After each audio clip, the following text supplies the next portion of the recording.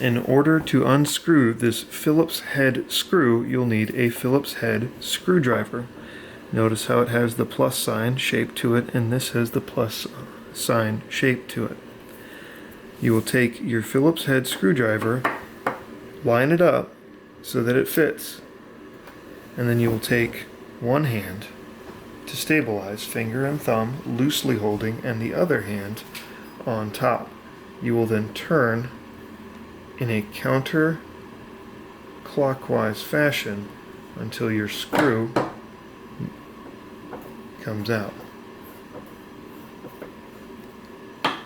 The finger and thumb are just there to make sure it doesn't wiggle left or right.